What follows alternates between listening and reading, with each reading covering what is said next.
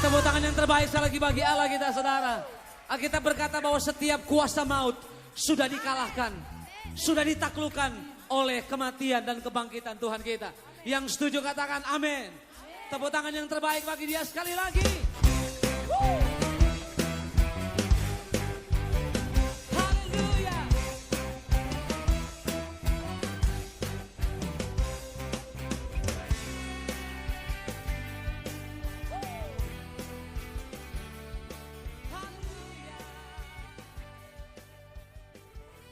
Shalom Bapak Ibu Saudara yang dikasihi Tuhan. Marilah pada pagi hari ini kita akan menyiapkan hati kita akan datang pada Tuhan. Karena Tuhan itu sungguh luar biasa bagi kita. Dia adalah Allah yang dahsyat, Allah yang sanggup melakukan banyak perkara. Bahkan Tuhan melihat setiap hati. Saat kita mau datang kepada Tuhan dengan hati yang hancur, maka Tuhan akan memulihkan dan Tuhan akan mengasihi dan membuat kita terangkat. Terima kasih Tuhan, terima kasih. Mari kita akan sama-sama datang menyembah Tuhan. Biarlah roh Tuhan ada bersama dengan kita saat ini. Haleluya, haleluya. Terima kasih Tuhan buat kasih-Mu, buat anugerah-Mu bagi kami. Haleluya. Thank you, Jesus.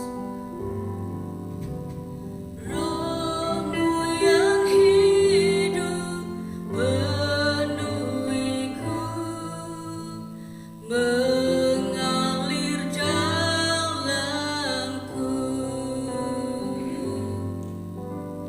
Jiwaku tenang bersamamu dalam naungan.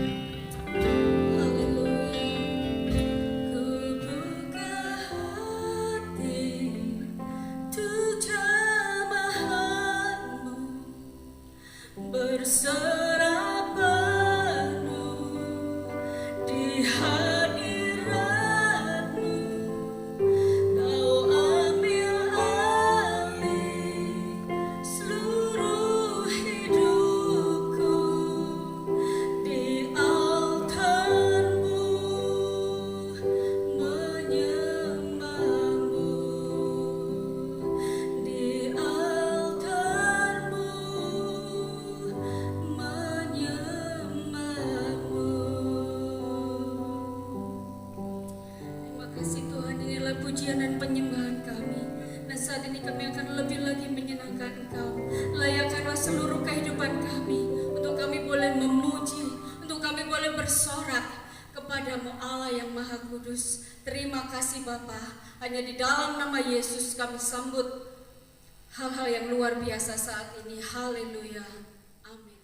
Mari Bapak Ibu Saudara, kita akan bangkit berdiri, kita akan memuji Tuhan, kita akan menyembah Tuhan. Karena kuasa kebangkitannya begitu luar biasa, bukan Roh Kudus telah dicurahkan bagi kita. Mari kita akan sama-sama memuji. Kita akan nyanyi lagu ini dengan penuh semangat. Roh Kudus tercurah di tempat ini, urapan yang ajaib memulihkan umatnya. Roh Kudus tercurah bagi gerejanya, membangkitkan umat pilihannya. Katakan bersama, hari ini adalah harinya Tuhan. Hari inilah harinya Tuhan, saat pembebasan mengukur dosa dan perdamaian bersama. Mari bersorak bagi Dia. Amin. Haleluya. Anugerah tercurah memenuhi umatnya dengan sukacita. Minyak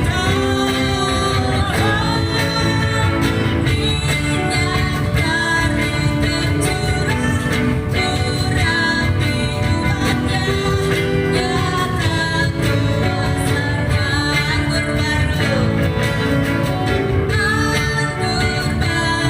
tercurah memenuhi umatnya dengan sukacita.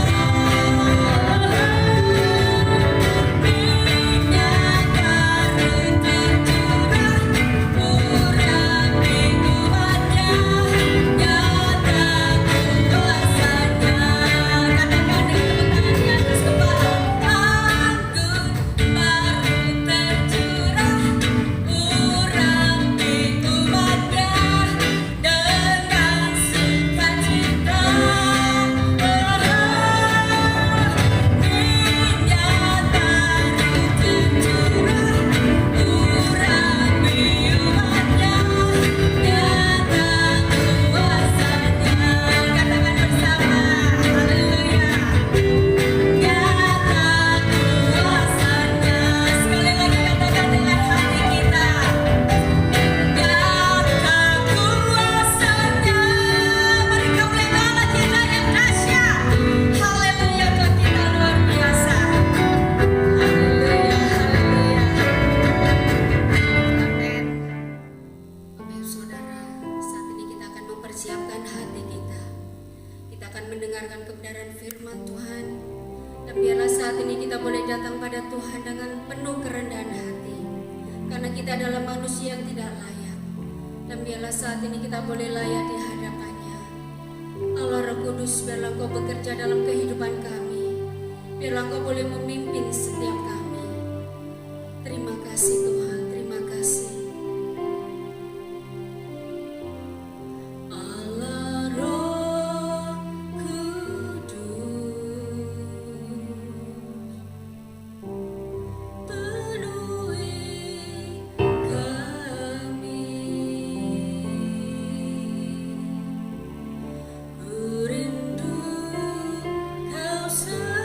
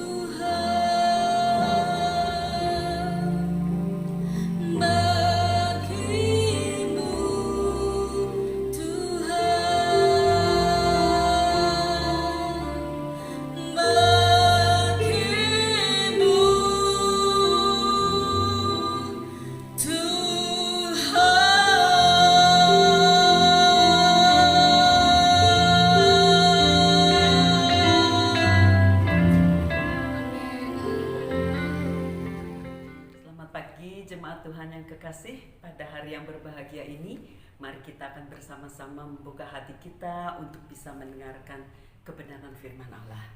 Mari bersama-sama kita tundukkan kepala, kita berdoa terlebih dahulu. Bapa di dalam sorga, kami mengucap syukur dan berterima kasih kepada Tuhan. Kami ada hari ini semata-mata oleh karena kemurahan Tuhan. Pada saat ini Tuhan, kami membuka hati kami untuk mendengar firman-Mu. Kami berdoa pada saat ini biar kiranya Roh Kudus akan mengurapi hamba-Mu dan mengurapi semua jemaat-Mu dimanapun umat-Mu sedang duduk dan beribadah. Biar kiranya Tuhan hadir dalam hidup mereka dan Engkau akan berbicara kepada hati kami masing-masing.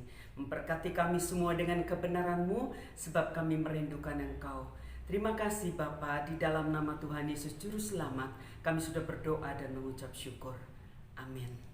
Puji nama Tuhan. Pada pagi hari ini, di mana hari ini adalah hari pencurahan Roh Kudus, Minggu pencurahan Roh Kudus. Kita bersyukur kepada Tuhan karena kita memiliki Tuhan yang hidup, Tuhan yang setia, Tuhan yang tidak pernah meninggalkan umat yang dikasihinya. Pagi ini mari kita bersama-sama membuka di dalam kitab Yohanes pasal yang ke-16, dimulai dari ayat 4b. Saya akan membacakan ayat-ayat ini. Hal ini tidak kukatakan kepadamu dari semula, karena selama ini aku masih bersama-sama kamu. Tetapi sekarang aku pergi kepada Dia yang telah mengutus aku. Dan tiada seorang pun di antara kamu yang bertanya kepadaku, kemanakah engkau pergi? Tetapi karena aku mengatakan hal itu kepadamu, sebab itu hatimu berduka cita. Namun benar yang kukatakan ini kepadamu adalah lebih berguna bagi kamu jika aku pergi. Sebab jikalau aku tidak pergi, penghibur itu tidak akan datang kepadamu. Tetapi jikalau aku pergi, aku akan mengutus Dia kepadamu. Saya lanjutkan dengan ayat yang ke-13 sampai ayat yang ke-15. Tetapi apabila Ia datang, yaitu Roh kebenaran, Ia akan memimpin kamu ke dalam seluruh kebenaran. Sebab Ia tidak akan berkata-kata dari dirinya sendiri, tetapi segala sesuatu yang didengarnya, itulah yang akan dikatakannya. Dan Ia akan memberitakan kepadamu hal-hal yang akan datang. Ia akan memuliakan aku, sebab Ia akan memberitakan kepadamu apa yang diterimanya daripadaku. Segala sesuatu yang Bapa punya adalah aku punya. Sebab itu aku berkata, Ia akan memberitakan kepadamu apa yang diterimanya daripadaku. Penggenapan janji Bapa. Apa yang Tuhan Yesus katakan di sini adalah lebih berguna apabila aku pergi, supaya Bapa mengirimkan Roh-Nya. Kita baru saja 10 hari yang lalu kita bersama-sama merayakan ibadah kenaikan Tuhan Yesus. Merupakan rangkaian acara untuk memperingati apa yang terjadi bagi gereja Tuhan pada saat Yesus dibangkitkan, Yesus naik ke surga, dan janji yang Bapa berikan. Seperti yang Tuhan Yesus juga katakan dan ingatkan kepada murid-muridnya. Hari Pentakosta merupakan hari yang ke-50 setelah hari kebangkitan Yesus. Hari di mana jemaat Tuhan, murid-murid Tuhan bersama dengan kurang lebih keseluruhannya 120 orang murid Yesus berkumpul di Yerusalem menantikan janji Bapa. Puji nama Tuhan. Pada hari itu, pada saat Roh Kudus dicurahkan, kabar baik diberitakan kepada publik oleh Rasul Petrus dan 11 rasul lainnya. Saya ingin kita membuka bersama-sama di dalam Kisah Para Rasul pasal yang kedua, ayat yang ke-14. Di situ dikatakan bahwa bangkitlah Petrus berdiri dengan ke-11 rasul itu dengan suara nyaring. Ia berkata kepada mereka, Hai kamu orang Yahudi dan kamu semua yang tinggal di Yerusalem, ketahuilah dan camkanlah perkataanku ini. Pada saat Petrus menyampaikan khotbah yang sangat terkenal kepada orang-orang yang bukan kebetulan, karena hari itu adalah hari raya di mana orang-orang kembali ke Yerusalem untuk merayakan sebuah hari raya panen. Tuhan memakai kesempatan itu untuk menggenapi janjinya. Di dalam ayat 1 sampai ayat yang keempat, itu merupakan penggenapan, pencurahan daripada apa yang dijanjikan oleh Bapa, bahwa Dia akan memberikan kuasa dari tempat tinggi. Pada saat Roh Kudus itu dicurahkan, kita akan melihat bahwa pada saat Roh Kudus dicurahkan, tiba-tiba turunlah dari langit suatu bunyi seperti tiupan angin keras yang memenuhi seluruh rumah di mana mereka duduk. Dan tampaklah kepada mereka lidah-lidah seperti nyala api bertebaran dan hinggap pada mereka masing-masing. Perhatikan ayat yang keempat. Maka penuhlah mereka dengan Roh Kudus. Lalu mereka mulai berkata-kata dalam bahasa lain seperti yang diberikan oleh Roh itu kepada mereka untuk mengatakannya. Pada saat Tuhan menggenapi janji yang diberikan kepada murid-muridnya, waktu mereka diminta untuk menantikan di Yerusalem janji daripada Bapa, dan pada saat janji itu digenapi, dikatakan pada saat Roh Kudus turun, tiba-tiba itu seperti gemuruh angin yang keras ada di dalam seluruh ruangan itu. Fenomena ini pernah saya ingat pada saat 2010 saya mengikuti sebuah konferensi Asia di City Harvest Church di Singapura. Pada saat itu pemimpin ibadah mengatakan, mari kita semua berdoa. Semua orang yang sudah dibaptiskan Roh Kudus berbahasa lidah asing, mari kita semua berdoa memuliakan Tuhan. Saya tiba-tiba mendengar seperti apa yang dituliskan dalam kitab Kisah Para Rasul ini. Itu tiba-tiba gedung gereja yang sebegitu luasnya seperti terdengar sebuah gemuruh, seperti ada sebuah angin keras yang memenuhi seluruh ruangan itu. Pada saat itu terjadi, Tuhan mengingatkan saya terhadap Kisah Rasul 2 ini. Pada saat Roh Kudus dicurahkan, seperti tiupan angin keras yang memenuhi seluruh rumah. Suara orang-orang yang mempermuliakan Tuhan sedemikian luar biasa. Fenomena itu merupakan sesuatu yang terjadi di mana-mana. Di mana-mana. Kenapa? Karena Roh Kudus masih bekerja sampai hari ini. Satu kali, kurang lebih di awal tahun 80-an, ini terjadi di kampus Sati. Pada saat itu ada sebuah KKR. Dan saya ingat kesaksian yang disampaikan oleh kakak tingkat saya. Dia mengatakan begini, waktu KKR itu terjadi, di mana mahasiswa-mahasiswa dibaptiskan dengan Roh Kudus dan berbahasa roh. Ada seorang dosen. Dosen sebenarnya beliau mengajar atau berasal dari sekolah atau seminari filsafat di Malang. Beliau sedang mengajar bahasa Yunani. Waktu beliau hadir, beliau mengatakan dengan terheran-heran, bagaimana mungkin seorang mahasiswa yang bahasa Yunani, pelajaran bahasa Yunaninya dia nggak terlalu pandai, tetapi pada saat Roh Kudus membaptiskan dia dengan Roh Kudus, pada saat Roh Kudus bekerja dalam hidupnya, Roh Kudus memberikan bahasa asing bagi dia, yaitu dia mengucapkan dengan bahasa Yunani yang sangat fasih. Mengapa dosen itu menjadi terheran? Karena beliau mengerti apa yang dikatakan. Kata-kata doa yang keluar daripada murid atau mahasiswa ini, bahwa yang dikatakan adalah kata-kata doa yang mempermuliakan nama Tuhan.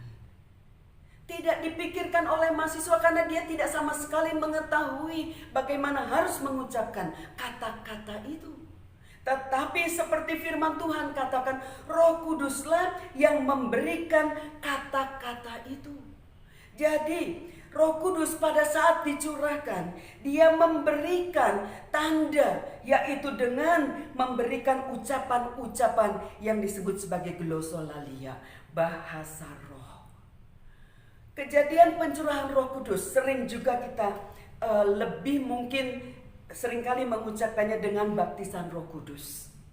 Baptisan Roh Kudus hanya dikerjakan oleh Roh Kudus, bukan rekayasa manusia. Walaupun ada mungkin sebagian orang Kristen yang tidak percaya bahwa baptisan Roh Kudus yang ditandai dengan berbahasa roh masih berlaku hingga pada masa kini. Pencurahan Roh Kudus dipercayai hanya terjadi pada masa rasul-rasul, seperti yang tercatat hanya pada kitab Kisah Rasul 2 ini. Tidak terjadi lagi pada masa kini. Tetapi saya ingin menekankan, masih ada orang-orang percaya pada masa kini yang berharap dan menanti janji Bapa ini. Mereka mendapatkan penggenapannya, bahkan pada hari ini juga. Itulah sebabnya gereja berdoa selama 10 hari menjelang hari pencurahan Roh Kudus, dengan penuh pengharapan, dengan penuh kerinduan agar Roh Kudus membaptiskan mereka. Dan seperti apa yang dituliskan, ketika orang dipenuhi dengan Roh Kudus, mereka mulai berkata-kata dalam bahasa lain. Pencurahan Roh Kudus atau baptisan Roh Kudus semata-mata adalah karya Roh Kudus. Bagian daripada perjalanan kehidupan orang percaya. Tuhan tahu bahwa kita tidak mampu sendiri sebagai orang percaya. Tuhan tahu, sama seperti apa yang Dia sudah katakan kepada murid-muridnya. Ada baiknya aku pergi supaya penolong itu datang. Karena Tuhan tahu Dia tidak akan berada lagi dengan murid-muridnya secara fisik. Itulah sebabnya Dia harus mengirimkan Roh-Nya yang kemudian membaptiskan murid-muridnya, menjadi kekuatan di dalam diri orang percaya. Seperti Roh Kudus sendiri yang adalah Roh kebenaran. Dia yang akan memimpin orang percaya ke dalam seluruh kebenaran, dan juga kepada hal-hal yang lain yang akan datang, yang akan memuliakan Bapa. Karya Roh Kudus dalam hidup orang percaya itu bersifat progresif, berkembang maju, dan berkelanjutan. Tidak begitu-begitu saja. Kenapa? Karena Tuhan ingin agar orang percaya itu bertumbuh menjadi semakin dewasa. Bahkan kehidupannya memuliakan Tuhan, menjadi seperti Kristus. Baptisan Roh Kudus yang dialami oleh murid-murid Tuhan itu merupakan pengalaman yang tidak hanya dialami oleh murid-murid pada waktu itu saja. Karena kita bisa membaca catatan kisah para rasul, bahwa kisah para rasul sendiri sedang berbicara mengenai karya Roh Kudus. Itu sebenarnya kisah para rasul seringkali disebut sebagai kitab karya Roh Kudus. Mengapa? Karena memang sejak Roh Kudus dicurahkan, Dia tidak pernah meninggalkan gerejanya. Sekalipun ada orang-orang yang tidak percaya kepada kebenaran ini. Bukti yang dialami oleh banyak gereja Tuhan menjadi fenomena di mana-mana terjadi. Dan ini membuat seorang peneliti yang bernama Andrew Newberg, dia adalah seorang radiolog dari Universitas Pennsylvania di USA. Dia ingin meneliti sebenarnya apa sih yang terjadi pada otak manusia pada saat dia berbahasa roh. Dia mengundang seorang senior pastor dari gereja Freedom Valley Worship Center, yaitu senior pastor yang bernama Gary Stoltzfus. Dia diminta kesediaannya untuk menjadi subjek dalam penelitian daripada Newberg ini. Dia akan dimasukkan di dalam sebuah kapsul untuk dilakukan CT scan. Karena dalam penelitian ingin diketahui sebenarnya apa yang terjadi dengan otak orang yang sedang berdoa dalam bahasa roh. Waktu pastor ini ditanya, apa kesan daripada pastor waktu diminta untuk diteliti seperti ini? Lalu Pastor Gary mengatakan apa? Dia mengatakan, baik-baik saja, nggak apa-apa. Dia katakan, ya, karena apa? Dia katakan, karena ilmu pengetahuan itu akan memvalidasi kebenaran firman Tuhan. Jadi dia oke saja waktu dia diminta untuk diteliti. Dan bahkan dia mengatakan begini, Hasil penelitiannya pun seharusnya biar aja dipublikasikan supaya setiap orang tahu hasilnya. Dia sangat yakin karena memang doa dibaptis dengan Roh Kudus, berbahasa roh, itu merupakan hubungan pribadi antara si pendoa dengan Tuhannya. Hasil penelitian yang didapatkan oleh Newberg dari penelitian itu membuktikan bahwa waktu Pastor Gary berdoa dengan bahasa Inggris, kelihatan di dalam otak depannya ini, frontal lobe-nya, lobus frontalnya di belakang pelipis ini, ya, otaknya itu aktif. Kelihatan sekali aktif, ada aktivitas di situ. Karena lobus frontal itu tugasnya itu untuk memutuskan sesuatu, untuk bisa mencari bahasa apa yang mau dipakai kalau memang dia bisa berbicara dalam beberapa bahasa, percakapan atau perilaku apa. Jadi ada keputusan-keputusan yang dibuat di dalam lobus frontal otak manusia. Pada saat Pastor Gary berdoa dengan bahasa Inggris, otak yang di depan ini aktif. Tetapi pada saat Pastor Gary ini berdoa dengan bahasa roh, nampak di situ, di CT scan itu nampak bahwa frontal lobusnya itu tidak aktif. Lalu ini dinyatakan oleh Newberg bahwa hasil dari penelitian itu adalah otak manusia itu tidak aktif pada saat seseorang berbahasa roh. Newberg tidak bisa mengatakan bahwa itu Roh Kudus yang bekerja, bahwa Roh Kudus yang memberikan. Kenapa? Karena memang Newberg sendiri skeptis dengan itu. Dia juga fokus penelitiannya bukan itu. Ya, fokus penelitiannya ingin tahu yang terjadi dengan otak manusia apa. Namun bagi orang-orang yang dibaptis dengan Roh Kudus, baik Pastor Gary maupun para pengikutnya, mereka percaya pada saat mereka berbahasa roh, pada saat kita orang-orang Pentakosta dipenuhi oleh Roh Kudus, dibaptis Roh Kudus dan berbahasa roh, itu bukan otak manusia yang merekayasa kata-kata itu. Ada sebuah penyerahan kontrol kepada Roh Kudus, agar Roh Kudus yang mengambil alih seluruh keberadaan. Kita tidak kehilangan kesadaran, tetapi yang memberikan kata-kata untuk diucapkan itu adalah Roh Kudus sendiri. Bahkan di dalam penelitian itu dikatakan, di dalam video itu dikatakan, aktivitas frontal lobus daripada orang yang berbahasa roh itu berbeda dengan para biksu Buddha yang sedang berdoa. Apakah itu pakai liangkeng atau apa cara mereka berdoa, atau doa orang-orang kelompok Kristen Fransiskus. Waktu mereka berdoa itu kelihatan sangat fokus apa yang sedang didoakan dan mereka mengucapkan doa-doanya. Jadi apa sebenarnya yang terjadi pada saat pembaptisan Roh Kudus? Roh Kudus yang bekerja, bukan manusianya. Sekalipun banyak orang berpikir itu rekayasa manusia. Bahkan juga ada yang bertanya bahwa, atau mereka yang mengatakan bahwa apakah ini bukan dari roh jahat? Atau ada juga yang menebak-nebak kalau itu merupakan dilakukan oleh karena orang-orang yang kejiwaannya sakit. Pastor Gary katakan, tidak apa-apa orang mau mengatakan begitu, tetapi bagi orang-orang yang mengalami sendiri, tahu dalam hati nuraninya yang sedang terjadi pada dirinya. Roh Kudus tidak dibatasi. Orang mau mengatakan apa, tapi dia tetap bekerja sampai hari ini. Dan pada saat Roh Kudus bekerja, dia juga tidak dibatasi oleh tempat, oleh ruang. Apakah itu di gedung gereja seperti yang mungkin tahun lalu jemaat Tuhan biasa berkumpul berdoa selama 10 hari dan doa pencurahan Roh Kudus juga pada saat ibadah bersama-sama. Tahun ini menjadi sebuah kejadian yang agak berbeda. Karena mungkin jemaat Tuhan, keluarga-keluarga atau individu-individu itu berdoa di rumah masing-masing. Roh yang sama bekerja seperti hal sama di gereja atau di rumah tangga masing-masing. Apakah kita berkumpul sebagai kesatuan atau kita secara pribadi?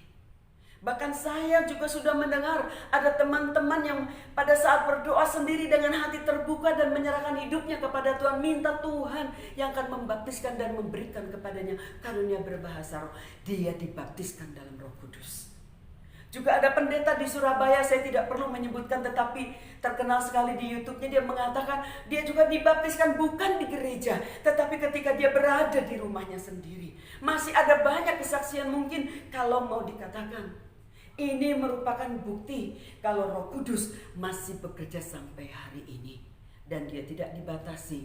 Orang mau ngomong apa tentang hal itu, atau dia tidak dibatasi oleh ruangan. Dia tidak dibatasi juga apakah ada di dalam grup atau individu atau apapun. Kenapa? Karena pencurahan Roh Kudus atau baptisan Roh Kudus merupakan karya Roh Kudus saja. Mengapa Roh Kudus perlu melakukan itu? Mengapa Roh Kudus diberikan kepada kita? Tadi Tuhan Yesus mengatakan bahwa ada baiknya aku pergi. Betul, mengapa demikian? Karena memang Tuhan sangat mengasihi umatnya. Tuhan sangat mengasihi gerejanya. Tuhan tahu bahwa rencana Tuhan dalam kehidupan gerejanya itu harus digenapi. Tuhan setia kepada rencananya. Saya teringat ketika saya dibaptis, dipenuhkan dengan Roh Kudus. Pada saat itu di beberapa gereja sidang jemaat Allah di Bogor, diadakan KKR yang berkhotbah pada saat itu adalah Bapak Pendeta Sam Sokota. Sebagai remaja, saya dengan beberapa anak remaja itu mengikuti ibadah dari satu gereja ke gereja yang lain. Kenapa? Karena ada sebuah kerinduan. Tidak hanya di gereja satu saja Tuhan bekerja, tapi di gereja lain juga Roh Kudus bekerja. Dan pada saat Roh Kudus bekerja dalam kehidupan kita, Dia memberikan kekuatan. Saya menyadari sebagai seorang remaja ada tantangan, ada pergumulan. Bagaimana hidup di rumah, bagaimana hidup di sekolah, bagaimana hidup di tengah pergaulan. Bagaimana saya bisa menjadi saksi bagi orang-orang yang di rumah maupun yang ada di sekolah atau di pergaulan saya. Saya tidak mampu sendiri. Mengapa demikian? Roh Kudus adalah kekuatan yang menopang, yang menguatkan, yang berjalan bersama-sama dengan orang percaya, mendampingi kita sebagai parakletos. Ada seorang pendeta terkenal yang mengatakan bahwa Roh Kudus tidak diberikan kepada orang percaya, tapi Roh Kudus diberikan hanya kepada orang yang berdosa. Pernyataan itu tidak sepenuhnya benar. Sebagian memang mungkin benar. Roh Kudus datang kepada orang yang belum mengenal Tuhan untuk menyadarkan mereka terhadap dosa-dosa mereka. Tetapi ada sebuah kebenaran yang lain yang tidak disebutkan di sini. Kenapa? Karena Roh Kudus juga dijanjikan kepada mereka yang sudah menerima Kristus sebagai juru selamat, yang bertobat. Kisah Rasul 2 ayat 38 mengatakan demikian. Bagi orang yang bertobat, yang memberi diri dibaptis dalam nama Yesus, mereka akan menerima karunia Roh Kudus. Janji ini diberikan kepada orang yang menerima panggilan keselamatan melalui Tuhan Yesus Kristus.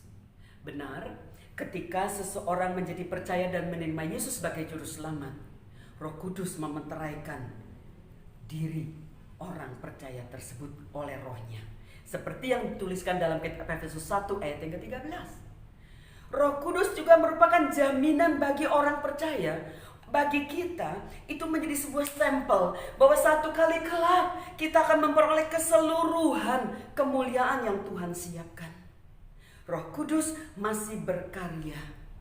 Pribadi Tritunggal yang menyertai orang percaya untuk menjalani kehidupannya sebagai milik Allah dan juga sebagai agen pemberitaan kabar baik di bumi ini. Roh Kudus yang memberdayakan orang percaya sesuai dengan janji Tuhan Yesus. Dalam Matius 28:18-20, singkatnya saja dikatakan, "Aku menyertai kamu hingga kesudahan zaman." Kita harus mengakui ada tantangan yang harus kita hadapi sebagai orang percaya.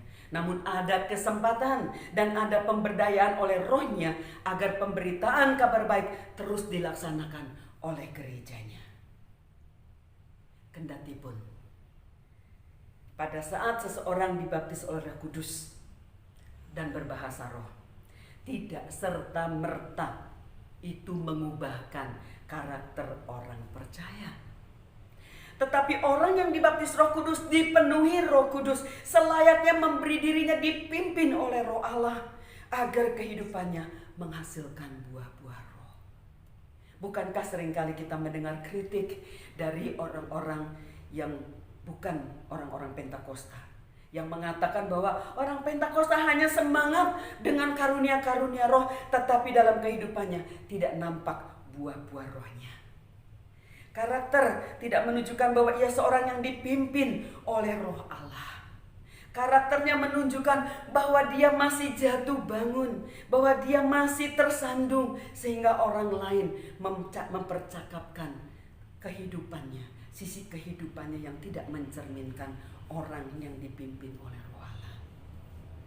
Contoh daripada Alkitab, yaitu jemaat Tuhan di Korintus, yang dikatakan dalam ayat 1, pasal 1 ayat yang ke-7 1 Korintus. Dikatakan bahwa jemaat itu tidak berkekurangan suatu karunia pun. Namun, mari kita memperhatikan. Saya nggak akan membuka dalam kitab Korintus. Tetapi semua ini adalah kasus-kasus yang terjadi. Silakan dipelajari di rumah. Mereka masih berselisih karena mereka memfavoritkan pengkhotbah-pengkhotbah tertentu. Mereka juga masih ada yang jatuh dalam percabulan. Mereka juga banyak masalah dalam perkawinan mereka. Ada juga yang ingin cerai. Para pemimpin dalam gereja juga belum bisa menangani masalah-masalah yang sebenarnya biasa-biasa dalam jemaat, seperti kekurangan hikmat, masalah perkawinan, masalah penyembahan berhala. Juga mereka bergumul dengan kasih pada saat mereka seharusnya berbagi makanan dalam perjamuan makan. Mereka tidak mampu. Mengapa? Karena mereka masih bergumul dengan karakter, dengan masalah-masalah pribadinya. Orang yang mengandalkan hikmat manusia akan mengalami kesulitan untuk memahami perkara-perkara rohani, memiliki etika dan teologi, bahkan perilaku Kristiani, kalau hanya mengandalkan hikmat manusia. Roh Kudus adalah penolong yang mendampingi kita sebagai parakletos. Dia tidak akan meninggalkan kita. Sama seperti Roma 8 ayat 11 katakan, rohnya itu diam di dalam kamu. Dialah yang meneguhkan kita, anak-anak Allah. Dikatakan bahwa dia yang membimbing dan dia juga yang menyadarkan kita. Dia menjadi konselor. Dia yang memampukan kita untuk sadar akan kelemahan dan kekurangan kita. Dan mulai mendorong kita untuk belajar mengandalkan Tuhan. Dan juga memberikan kekuatan agar kita menang atas pergumulan kita. Baik itu pergumulan terhadap karakter-karakter kita yang belum berkenan kepada Tuhan, dan juga di dalam hubungan relasi kita dengan sesama kita, dengan sesama anggota tubuh Kristus, atau pergumulan kita dalam masalah sehari-hari. Roh Kuduslah yang memampukan kita agar rencana Tuhan bagi hidup kita sebagai ahli waris bersama dengan Kristus itu digenapi, yaitu dipermuliakan bersama-sama dengan Tuhan. Hal yang lain, mengapa Roh Kudus dicurahkan? Saya sudah menyinggung tadi bahwa Roh Kudus diberikan agar dia memberdayakan kita orang percaya untuk pemberitaan Injil. Ketika Tuhan Yesus setelah dibangkitkan, dia menampakkan diri kepada murid-muridnya. Dia mengatakan bahwa pemberita pertobatan dan pengampunan dosa itu harus disampaikan kepada segala bangsa, mulai dari Yerusalem sampai ke ujung bumi. Dan dikatakan di sini, jangan meninggalkan Yerusalem. Semua peristiwa yang dialami oleh murid-murid Yesus sebagai bahwa Yesus adalah Sang Mesias serta janji Bapa untuk diperlengkapi dengan perlengkapan kuasa dari tempat tinggi. Dalam Kisah Rasul 1 ayat yang ke-8 juga dikatakan, tetapi kamu akan menerima kuasa kalau Roh Kudus turun ke atas kamu, Dan kamu akan menjadi saksiku di Yerusalem dan di seluruh Yudea dan Samaria sampai ke ujung bumi. Pencurahan Roh Kudus merupakan perlengkapan kuasa dari tempat tinggi bagi saksi Kristus agar berita pertobatan dan pengampunan dosa disampaikan kepada dunia yang terhilang. Apa yang dijanjikan oleh Bapa sudah digenapi. Roh Kudus memberdayakan murid-murid Tuhan menjadi pemberita Injil. Tadi kita sudah melihat dalam Kisah Rasul 2:14 bagaimana Petrus dengan penuh keberanian. Padahal dia sedang menghadapi ketakutan secara politik. Karena dia sedang gemetar tentang sebagai murid Tuhan Yesus. Dia pernah menyangkal Tuhan. Sekarang dia sedang menghadapi publik yang sedang berkumpul banyak di Yerusalem. Tetapi oleh karena ada Roh Allah yang mengurapi dia, yang memberdayakan dia, maka dikatakan dalam Kisah Para Rasul ini dikatakan bahwa dengan penuh keberanian dia mengatakan seperti ini. Bahwa Yesus dari Nazaret yang disalibkan, Allah telah membuat dia, yaitu Yesus yang mereka salibkan itu, menjadi Tuhan dan Kristus. Dan pada saat yang sama Roh Kudus bekerja dalam kehidupan orang-orang yang mendengarkan itu, menyadarkan mereka. Kisah Rasul 2:41 mengatakan 3.000 jiwa dimenangkan pada hari itu. Lihatlah bahwa Roh Kudus memampukan, Roh Kudus memberdayakan, dan Roh Kudus juga yang menyadarkan orang berdosa. Ketika Roh Kudus memenuhi hidup kita, kita tidak akan mampu menahan sukacita keselamatan oleh karena keselamatan yang Yesus berikan kepada kita. Dia akan menggerakkan hati kita dengan sukacita untuk berbagi keselamatan itu kepada orang-orang yang belum mengenal Tuhan. Bapak, Ibu, saudara-saudara sekalian, sekalipun kita ada di rumah kita masing-masing, Roh Kudus ada di sana. Roh Kudus ingin membaptiskan, Roh Kudus ingin mengurapi engkau. Kesempatan untuk memberitakan kabar baik ini tidak ditahan dan tidak tertahankan sekalipun kita ada di dalam rumah kita masing-masing. Mengapa? Karena Roh Kudus ada bersama-sama dengan kita. Dia akan memberikan kepada kita hikmat. Bagaimana caranya? Banyak orang sedang menghadapi ketakutan, kekhawatiran. Bukan hanya masalah sakit oleh karena pandemi COVID, tetapi kondisi ekonomi, keadaan lain sebagainya.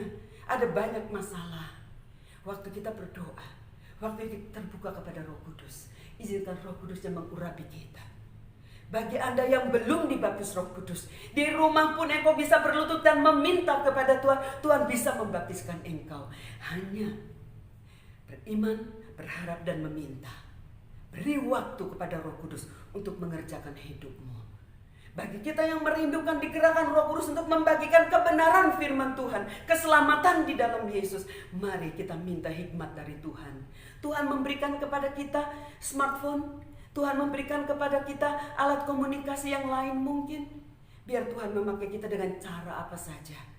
Roh Kudus memberdayakan kita. Roh Kudus memenuhi kita dengan hikmat, dengan pengurapannya. Dan Roh Kudus yang akan menyadarkan orang-orang yang kita saksikan tentang kasih Tuhan, sehingga mereka boleh membuka hati di hadapan Tuhan. Bapak, Ibu, saudara sekalian, saya akan menyimpulkan apa yang sudah saya sampaikan pada pagi hari ini. Bahwa baptisan Roh Kudus adalah karya Roh Kudus juga pada masa ini, bukan hanya pada masa murid-murid Tuhan. Bagi orang-orang yang terbuka hatinya, rindu dibaptis, Roh Kudus masih bekerja sampai pada hari ini.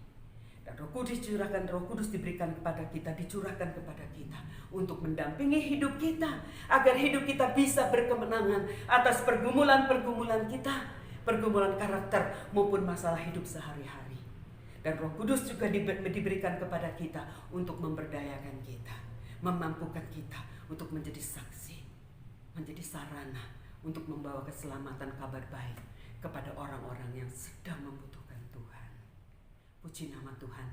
Kiranya Roh Kudus menolong kita, memampukan kita. Mari bersama-sama kita akan tundukkan kepala, kita akan berdoa bersama-sama. Bapa di dalam sorga, kami mengucap syukur dan berterima kasih kepadamu Tuhan. apabila kami sudah mendengarkan kebenaran firman Tuhan.